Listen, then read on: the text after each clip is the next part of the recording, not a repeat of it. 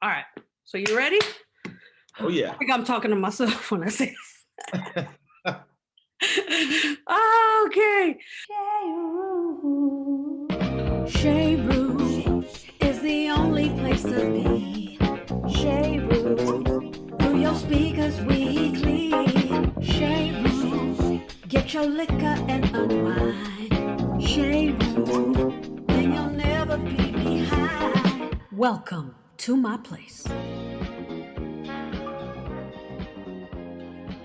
What up? What up? I am back. Thank you so much for being patient and also for the positive feedback on the rebrand. I am happy with it too. So let's get started. This week's guest is a man who first set the tone on European charts a little over 15 years ago. Born on a US Air Force base, this cat is an equal blend of Southern hospitality and fine English tea. Dubbed as the UK Maxwell, he helped usher and sustain the wave of British soul and R&B of that era. This musical savant can currently be found nurturing his art and mind while skipping down the Scottish hills with rum in tow, comfortable in his skin and spreading his melodic dust everywhere. Please welcome Nate James. Hey, babe. How's it going? Good.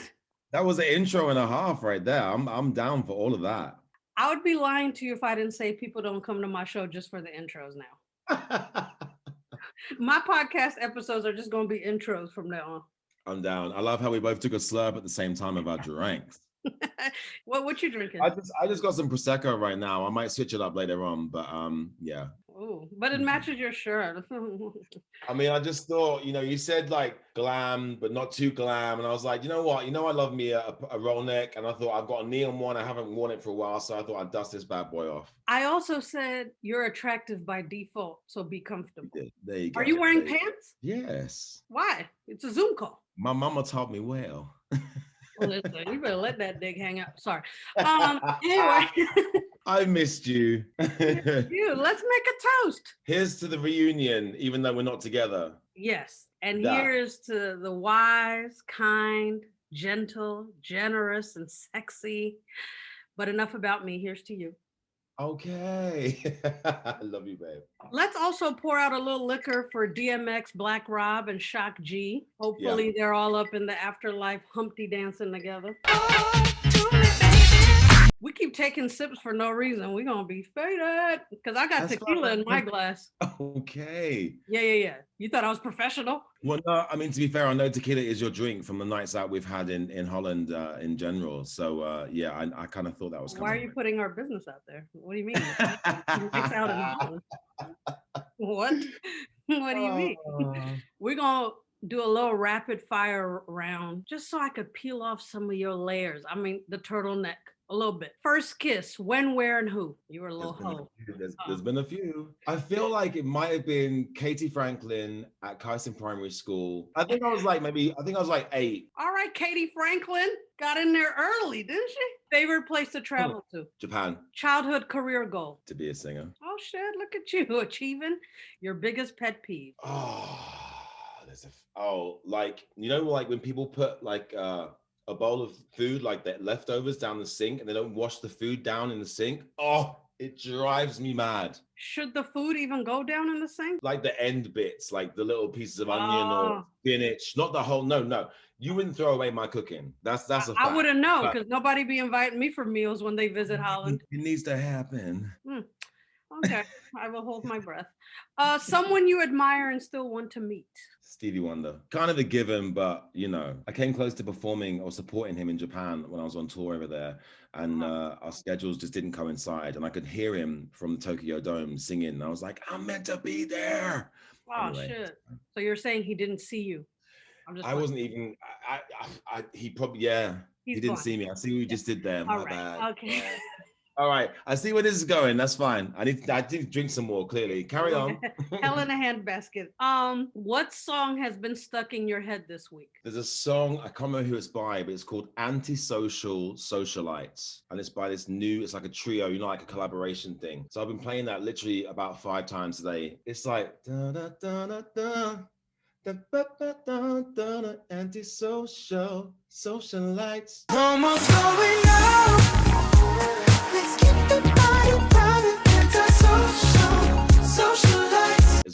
It's a real funky little catchy. group. Your biggest strength. Oh gosh, this is supposed to be quick fire as well. I care. We can slow I it. care. Oh, I your care. biggest weakness? I care. Yeah. Oh, oh my God. It's like Basically, same shit. Yeah. emotional Like, artist. It's okay. You gonna all cry? right. No, I'm all Oh, right. okay. Favorite musical era? Oh, probably the 80s. Obviously, all of our, our soul masters and mistresses, but I love like the whole pop scene and the electro scene. Just so many great artists came out of that era. So you're in a relationship, Uh-huh. but which celebrity is your hall pass? Oh, wow. We've not, I mean, I know that his is Will Smith. Have you Wait. seen Will Smith's picture from this week? What was mine? We were talking the other day, actually. See, not to sound too like, not to sound like too gooey, but like when I'm just as happy as I am with the one that I have, I'm not really looking elsewhere. So I guess that's kind of a good thing. Oh my God, is he in the room? No, he's actually not here tonight. Oh. I made sure he was out. I made sure he was out of the house so I could just speak freely. But he's going to see this anyway when it comes out. So fine. So good thing you snuck in this compliment. There you go. 3 things that are left on your bucket list. A world tour of my own. To go to, I want to go to like Thailand, just somewhere that's like turn your phone off, just turn the world off, and just be at one with nature, I guess. I want to be in a hut on a beach. I want to spear some fish, and then I want to cook them on the coals, and like that kind of like living with nature. And the third one, I mean, given this past year, like some kind of freedom would be great. Because right now, Scotland is great, and I love being here, but being stuck in here is a different story. I'm in a small little village, and it's wonderful, and the people and my family up here that have become my family are wonderful. But I miss the city. I miss being on stage. I miss DJing. I miss all the things that I love to do. What's the name of the other Black person in the village?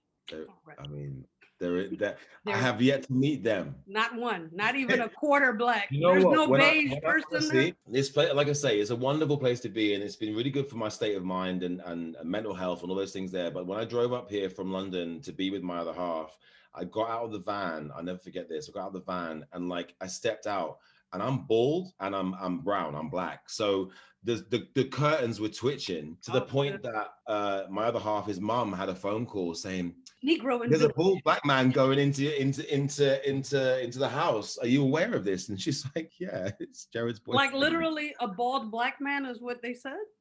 I mean, pretty much, yeah. Like it's not really seen up here, but I've made my mark, and they now see it a lot, and they love it. So that's all good. So your man is Scottish? Yeah.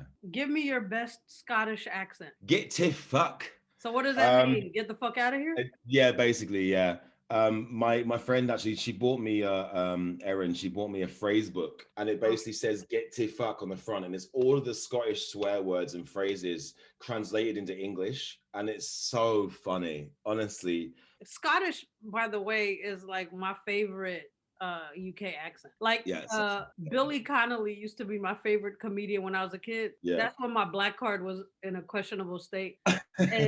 But Sean like I just like the R rolling, but then that it's high pitched. It's very it's a very warm sound. Share your life. Learn some Scottish for sure. Yeah, come and then when you come and see me over here, you'll understand what everyone's saying about us, basically, which will be good stuff. Yeah. But I don't think they're ready for 1.5 Black people. I mean, I feel like if we double team them, it will be hella fun, and they will remember that visit for years to come. So it should happen. I think with this roll neck and with your outfit, just me and you walking down the street alone, let alone drinks involved, just us walking around would be great. All right, so you're a pop culture Instagrammer. Yeah. So Caitlyn Jenner, right? Do you know that she's running for the governor of California? Listen, if Arnold Schwarzenegger can get that thing, then I'm not ruling anything out. I did not know that, but I can't say I'm surprised. TMZ caught up with her and asked her about this new legislation banning trans kids from competing in sports with cisgendered kids, right? Hi, Caitlin. So there's legislation in various states to ban biological boys who are trans from playing girls' sports in school. What's your opinion on that? It just isn't fair. And we have to protect girls' sports in our school. But if someone transitions and now identifies as a girl, isn't it delegitimizing their identity to prevent Have a good day. If she is not the most half-assed trans advocate, have the courage of your convictions, especially if you're going to pioneer something. Don't do a fucking half job. Pioneer it. Pioneering word is also a little relative. But what do you think about the argument of not allowing cisgendered girls to compete with trans girls? I mean, so whilst I've been up here, I had the pleasure and still have the pleasure of being friends with a lesbian girl who plays for the Scottish rugby team. Now, this girl... Wait, I'm sorry. You said Scottish rugby team, but women's, right? Yeah, she plays the Six Nations rugby. She plays for her country. She is the most incredible woman I think I've met in a long time. So to answer your question, and knowing this woman, I feel like it could be a fair, depending on the sport, it could be a fair competition because she suffers no fools. Like she's out there to win that game. And regardless of what your gender is or your persuasion is or whatever it might be, she's coming for you on that pitch. My position is the hormones that these trans people take, that's what I was going to say. It's going to takes away from the testosterone gets minimized. Like, you understand what I mean? Yeah. So their whole body is changing. I say they are effectively women. So why not pitch them against each other? Great. I don't really understand why Caitlyn is piping up about it. Well, I know why, because Caitlyn is Republican and she doesn't want to lose that base. Trans model and actress Shauna Brooks hopped on Twitter and said, if Caitlyn Jenner is in favor of trans youth being banned from female sports, then she should lead by example and all her achievements in the Olympics stripped. Because to be honest and fair, Bruce got them awards, not Kate. I mean, I'm not that. I would like to also pour out a little liquor for the Colorado woman who got partially eaten by a bear while walking her dogs. The dogs ended up walking themselves back home, so it was sad for everybody involved. I've not been to Colorado, but I'm sure given the density of nature, there must be signposts saying, do not walk down this pathway because of X, Y, and Z. Like in Scotland, we have deer hazard signs up all the time. Because if you hit your car into a deer, believe me, that deer will more likely get up and walk away, and you'll have a big ass dent and an ass-shaped dent in your car from the deer. I mean, I feel for her loss and her pain. It's common sense for Black people, Nate. White people like to, try stuff out. They like to live on the edge with wilderness shit. I mean, I feel for her, but that just seems a little bit silly to me. Sorry if you're watching. No, she didn't make it. She's gone. When you said she was like partially injured, I thought you meant like she might have like lost a hand or something. Partially eaten. The bear. Well, partially eaten. I'm thinking he just said, "Oh, had enough of you." She's like, "Oh, I got me a snack." That's what he didn't say like, "Oh, let me get this leg. Why don't you go ahead and hop your ass on home?" That's not how it works.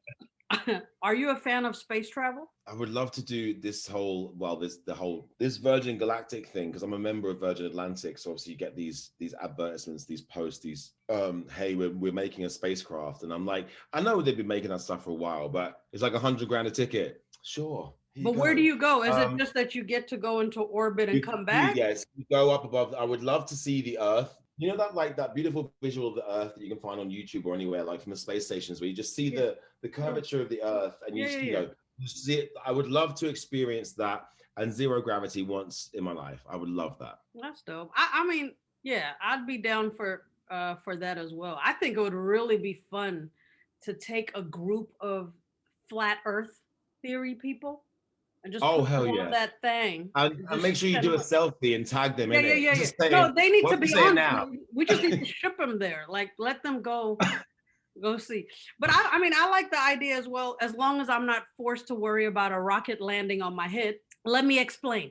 Right. China announced the successful launch of the TNA module of the new space station it is building. However, the 100-foot long and 16 feet wide rocket that carried it there continued onto space instead of falling back into a predetermined spot in the ocean like booster rockets usually do. The Long March 5B made it into orbit for the time being, but now experts are saying it is headed back to Earth in the coming days, but no one quite knows when and where it will land. Guys, come on. the fairest thing is that it just lands back where it took off. I mean, it's just we're gonna have to take the L over there in China, no? I mean, you would think like with the billions of pounds and or yen or whatever the currencies are, like the money It's that's none of spent on this. those. It's none of those, Well, Nate. I'm just saying, whatever they're spending on this shit, We're make gonna need sure you to get on that world tour soon. Get the I currencies but together. whatever they're putting into this, you'd think they would get it right before they press the green button. Pray for the people it lands on. If there's something you wanted to accomplish next week, maybe do it now. Don't procrastinate. Yeah, yeah, because it might hit us real fast and real hard. Well, Bill and Melinda Gates are divorcing. Another multi-billionaire middle-aged white woman is up for grabs. Get out there, fellas.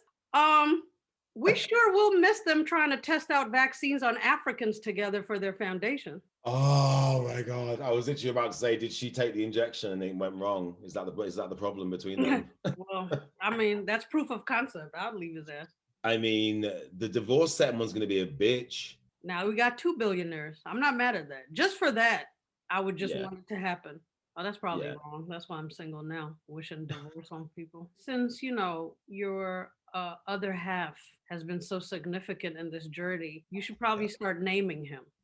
How do you mean? Well, because it's like the other half, the other half. I feel like it's two holes in a relationship now. So what's his name? Let's give him a name. I said Jared earlier on. Jared. No. Oh, listen, if Jared you in your rewind this, you internally. will hear me say Jared's family, but that's fine. His name's Oh, Jared. that's true. That's true. But woo woo. Shout out to Jared. Woo!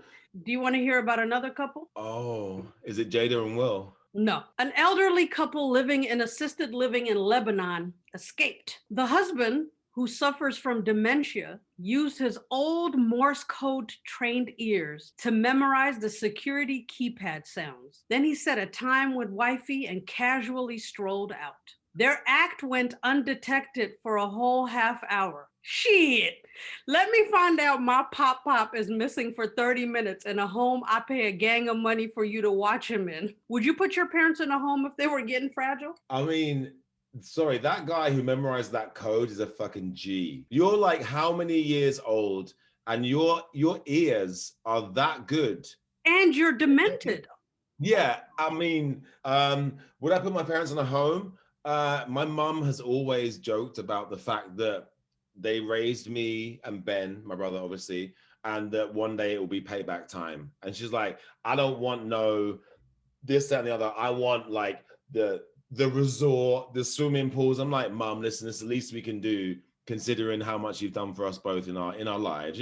We joke about it. I mean, Mum's 68 now, Dad's 72 this year. Oh, they still got some time. Oh yeah, I would honestly like to care for them myself. Obviously, given the story you just told, to keep a fucking eye on them. Yeah. Because your dad used to be in the Air Force, right?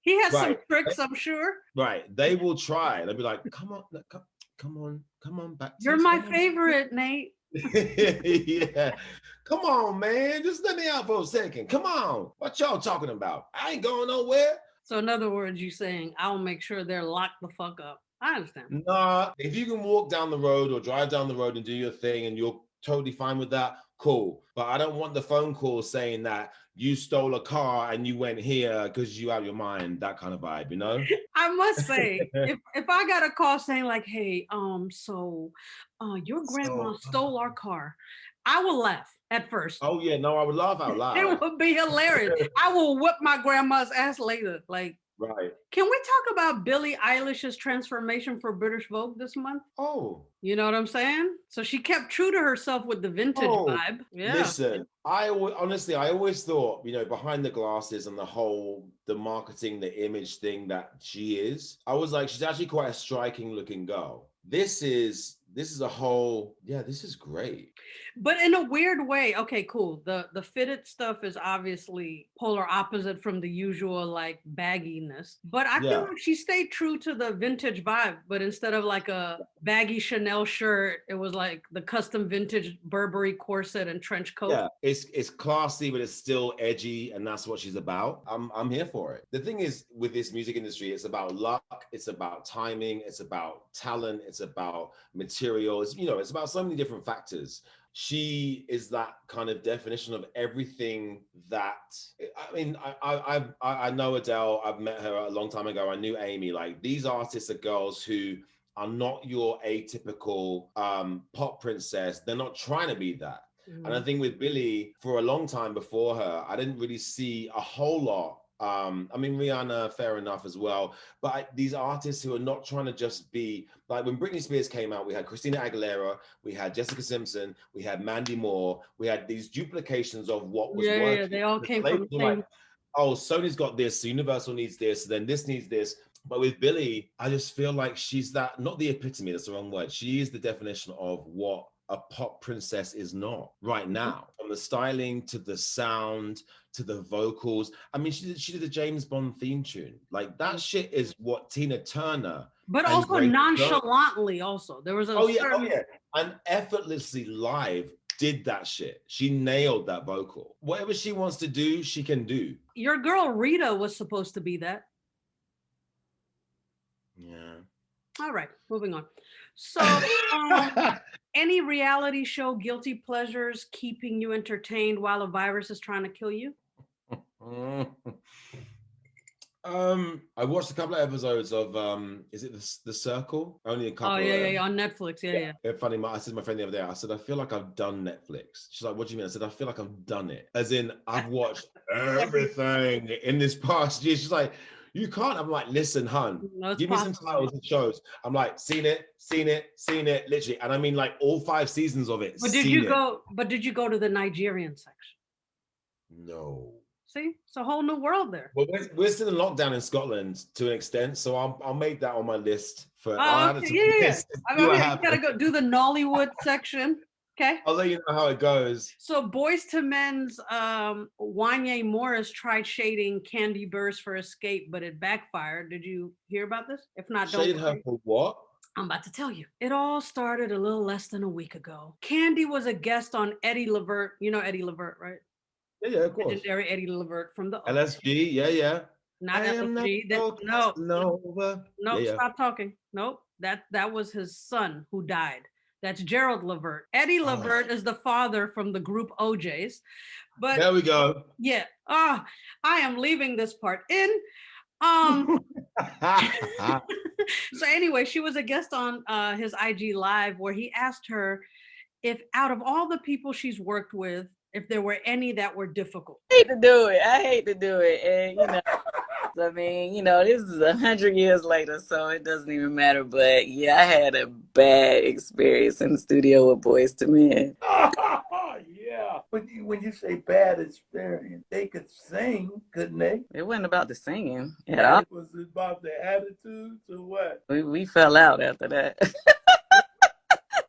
It was an issue. I don't think I ever been disrespected like that before in the studio in my life. But at the end of the day, that was a long time ago. We moved past that or whatever. But it was kind of weird for me because, we were friends prior. A few of them, we had hung out different times. It was just kind of unexpected to me that working together would have that result. Then this motherfucker, Wanye, hears about it. So he starts hopping on people's IG lives to tell a story about how they got offended back when she was recording with them in the year 2000 with a song that she was co-writing, when she wanted to discuss splits during a session. For those that don't know, splits is how you split up the roles on paper to make sure everyone gets compensated. It's a very normal conversation to have in a studio before or after, or during. His thing was like, I've been recording with Jimmy Jazz and Terry Lewis, and we all have our style of like, hey, we're all writing on a song. We all split everything equally. Okay, great. That's your decision. But she's coming to do it the right way. Personally, I could take her or leave her. Now, I think that she's a cool person. Comes to her personality, I have nothing bad to say about Candy. It's just we work differently. Fortunately, that just didn't turn out right. I didn't know that we were the worst to work with. But, I mean, after TLC and Boyz II Men and a couple of other people, she hasn't worked since, right? Music-wise, she's just been doing like reunions with Escape. I mean, she's doing TV, which is awesome, but I haven't heard a song that I was like, yo, go Candy. Candy has had hits in the past 4 years with Ed Sheeran and Ariana Grande, but the irony is it is Boys to Men that's out here trying to do the Motown Philly dance at reunion shows. Oh, I Oh, need a that's drink. sad. While I'm drinking, tell me, what kind of kid were you? Like, how would your parents describe you? I mean, from the photographs and the knowledge that I have, I was a very, very happy child. Mischievous at times, as is any child. At school, I was a bit of a nerd. I like to be the best, and that's still the case. And I think that's a good quality to have, not in an arrogant way, just in like a confident and applying myself way. I think both me and my brother, we were good children. Like I remember my mum saying to me, like, you boys, like no one ever had a bad word to say about you. And I feel like, a child's behavior is a real reflection on their parents and their upbringing. So to hear that, and even now, like they're very proud of the both of us and what we've achieved in our lives. If you would have to like dig deep into your catalog of songs, which one speaks to your identity and character the most? Um, I'm not trying to sober you up with these questions. no, it's fine. I was gonna say "In My Skin." I think I released it a few years ago, maybe 5 years ago now. That was a song. It was kind of my testament. It was not my coming out story, but I didn't want to. I wasn't that gay guy who wanted to do a piece with a magazine or a paper or a publication. I just wanted to, as a songwriter, I just wanted to, because my therapy and the way I get my shit out is to write it down and record it and sing it. They wanna tell me who to love. They wanna tell me who to hate. Ooh. They wanna tell me who to trust. Trying to win a game I don't wanna play. Put me in chains like I'm wrong.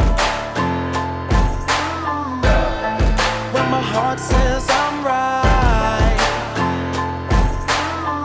Want me to think I don't belong in a place I've been all my life. I'm so comfortable.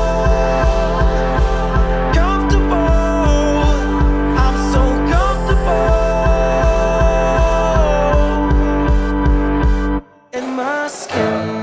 So "In My Skin," I think would have been my choice, but I think "You're Not Alone," which is I released this last year. I wrote "You're Not Alone" about 8 years ago, and it was a note to myself. I was having a really, really dark, really tough time, and not anything drastic, but drastic enough in my head and in my life in comparison. And I just wrote a song about how you're not by yourself and all these things you're going through, these things that you're thinking.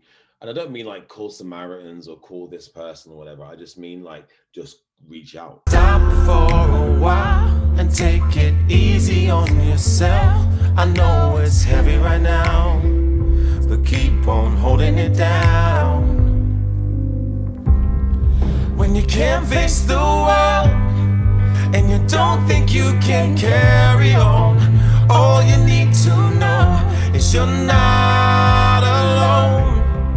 When you feel out of touch and your best is never good enough, don't you give up, you're not alone. Can you tell me about that moment when you discovered your own true voice? I think so I learned to sing in my bedroom. And I remember, funny enough, it was Boys to Men. I think I was about maybe 9 or 10 years old. I would go home from school, I'd do my homework, and then, or in the weekends, I would just sit in my bedroom, my little CD player and my little speakers, and I'd have obviously CDs, and I would just put on the CDs. And this song came on, the Boys to Men, I think it's the Evolution album, and it was a song from Mama. And I was like, oh, I can sing that. Okay, cool. And honestly, it would drive my parents and my brother insane. Just looping it? I would literally like set it to like this second, and I would repeat that fucking line and that fucking verse until I learned that shit. And then I remember bedroom door was closed, and I opened the door and I finished the song, and my mum was at the top of the stairs, and she's just in tears, and she was like, oh. And I was like, I didn't know you were there. She was like, I wasn't, but I heard you singing downstairs doing the ironing. And I came upstairs just to sit outside your room and just listen to it, because I know it's not about me, but just the way you sang it. And she was like, you need to do something with this. I was like, well, I live in Woodbridge in Suffolk. And if you Google that place, it's not as small as this place where I'm living now, but it's a small town. This is a village, yeah, a small town. There's no agents, there's no stage school, there's no performance space, there's not really a lot. Like, it's a beautiful retirement town. There's a cinema, there's a beautiful river, a few pubs with fireplaces, it's really cute, but there's not really much scope to chase a dream. So you were saying you were one of the village people before you came out. Go on. I was the Indian. Because it's in my blood. Oh, shit. Hey, I remember I signed my first record deal with Warner Brothers. I was 17, and my mum and dad came down to Warner headquarters for the signing party. I remember they were like cheersing my lawyer and my manager at the time. I looked at my mum and dad, and they were like, "All right, you did it." They nurtured me the whole way through, but it wasn't until that pen hit the paper they were like, "Okay." What were the pressures that came along with having a critically acclaimed debut album? Delivering a second. I mean, it was also critically acclaimed, but the first album was very much like an ode to the greats that I'd learned from. There was touches of Stevie in there, touches of Prince in there, touches of all my idols in that record. The second album was like, I was very heavily influenced by like Outkast and like that kind of more electro experimental side of soul, which didn't necessarily translate in sales, but it did with the reviews and the great things that were said. But I feel like it was maybe a little bit too adventurous for the time that it was in, and maybe have alienated my soul crowd. I won Best Neo Soul Artist for this and nominated for MOBO Awards and so on and so forth, which is a great thing to feel and to have. But I think I maybe steered a little bit too much down the experimental route. You can't please everyone though, hun. If there's one thing you can tell your 20-year-old self about successfully merging your talents with the business of music, what would it be? Don't change a thing that you did or you're going to do, because I've learned so much from being my own boss, from being the owner of my rights and my masters, from learning the hard knocks of this industry from a very young age.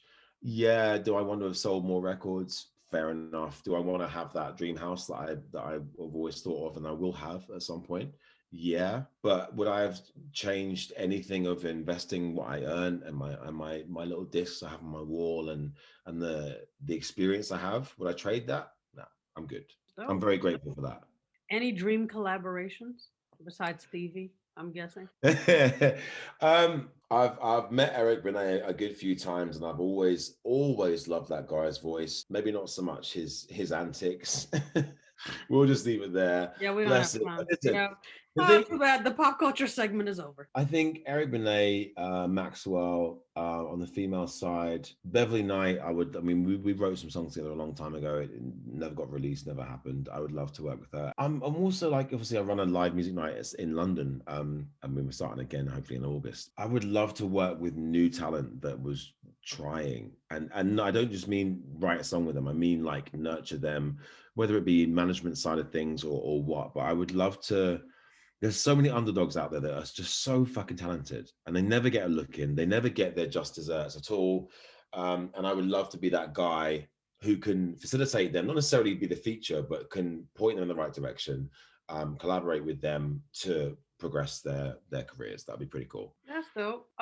So which career milestone are you most proud of? And it could be a personal milestone. It doesn't have to be like what public's perception is of a milestone either. So career or life? Or both? Let's do both. I think life, becoming an uncle. My nieces in Amsterdam are my world. I've not seen them for a year. They've grown so much. And my brother is an incredible father and his wife an incredible mother as well. And also falling in love and being happy and not looking anywhere else, because I know what I've got is great and it's going to be forever. Cheers to Jared. Cheers to Jared. There we go. And then career-wise, It's funny. So I've basically just recently been approached to do my master's in music business and management. I'm not done a degree yet, but because of my I guess my knowledge and my accomplishments so far, it's a possibility that I can do the course anyway. Having left education at 18 years old to sign to a record label, I mean, I did all my, like I say, all my qualifications. I just didn't go to university because I started in music. It would be a huge accomplishment for myself, and mom and dad have already said, like, this is your time, and I'm like, maybe. I mean, it's still my time, but as far as having that under my belt and to be a working artist who makes music but understands the entirety of the business side of it, what I can apply from that course to my own career and also as a lecturer in universities all over, that would be amazing. So to be asked to do that, I think right now is and after the year I've had of waiting on stuff to happen, like I found this out this week, that in itself is pretty awesome, and I'm going to do it. Cheers to Nate. Cheers to you. I'm proud of you. I mean, Professor Nate James. Got a nice little ring to it. It does. You sound like a freedom fighter.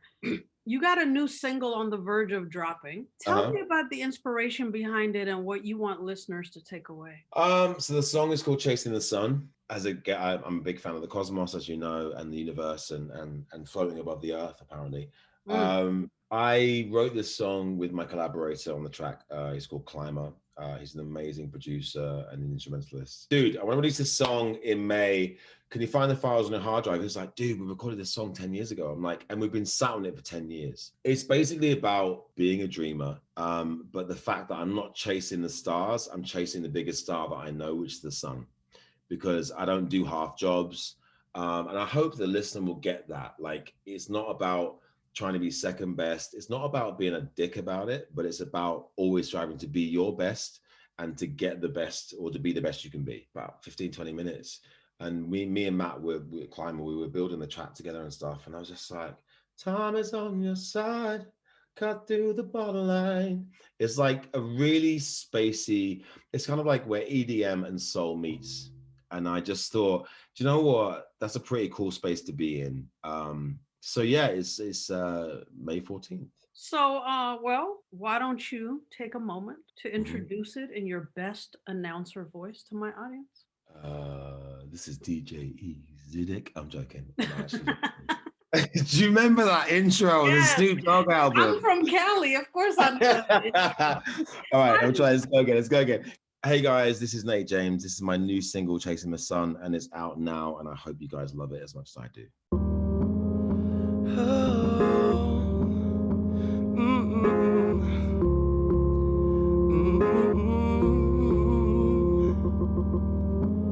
Time is on your side, cut through the borderline. Unforgiving moments that don't care for you or I. Why you talk to me, I can't tell a better lie.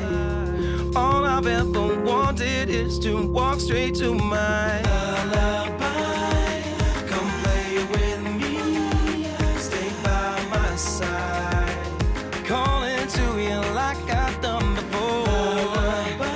Whoa, come sing to me, confirm that I never walk alone. I can't believe it. I'm chasing the sun, caught in the light, calling to me.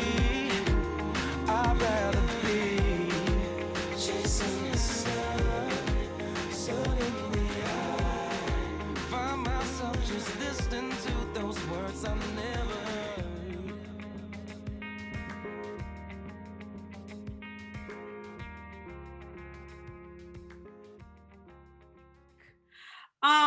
If there's been one misconception about Nate James that you'd want to debunk, what is it? I mean, in all honesty, and I'm not saying I've researched this, but of the people that I've met recently, mutual friends included, and also from the past, like, there's not really been anyone that said anything negative about me. And I say that with pride because my mum and dad taught me how to be a good human being, to respect people, and to carry myself in such a way. I think I'm a pretty easygoing guy. And I've learned to be that way, as in, I used to believe everything that was said to me as gospel, and when it didn't happen, I was heartbroken. So I've had a very thick skin put on me from a young age in this industry, and because of that, I'm very understanding and tolerant, maybe the wrong word, but I'm definitely not hard work. So yeah, to whoever's listening to this that thinks that, it's not the case. So in other words, he said, fuck you. No. I mean, again, I'm just trying to be the nice guy. No, that's why I'm here. That's why I'm here. No, so you're my translator. That's how we always have done. Yeah, I'm your angry translator. Well, on a scale of 1 to 10, how great has being in my presence been for you? I mean, it's always a pleasure and never a chore. I mean, in person, we do it good. And on video, apparently, we also do it good. So I feel like I should be sipping tequila, which might be the case after I hang up this situation. Hey. But your presence, your face, your wholeness of being with me this evening or today. When you said wholeness, I was like, oh, fat joke is coming. But I'm glad you meant spiritually. No, your wholeness, your spiritual. In my mind, whole translates. The fashion, the get up, all of it. I've missed you, and I've loved every minute of this. And I am a little bit, as they say in Scotland, gassed. Aw. Well, I want to thank you for joining and celebrating my 1-year anniversary with me. I couldn't have thought of a better person to kick off season. We did it good, officially with. We did good, huh? Say what now? Cheers to you. Happy anniversary. Cheers I said we did it good. Cheers. Yes. Mm-hmm. Oh shit. I'm not used to really drinking pandemic. I just, any last words before we wrap it up? Honestly, it's done my heart a lot of good to see you tonight. And I can't wait to hear this and to see you when I come to Holland, because it's going down. It's definitely going down. Well, real quick before we bounce, got a little question for you. Sure. Why do hookers wear heels? Have you seen Single White Female?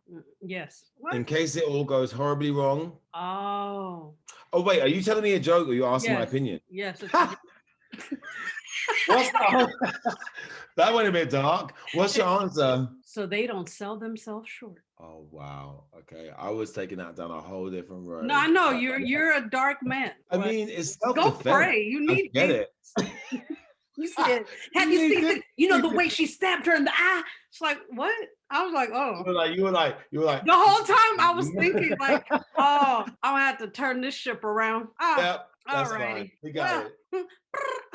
And we're out, y'all. Say bye. Bye, y'all. Chez Ru is the only place to be. Chez Ru, through your speakers weekly. Chez Ru, get your liquor and unwind. Chez Ru, and you'll never be behind. I want to know you. Find me on Instagram and YouTube. Chez Ru, CHEZRU. Follow, subscribe, invite your mama and your tribe, baby.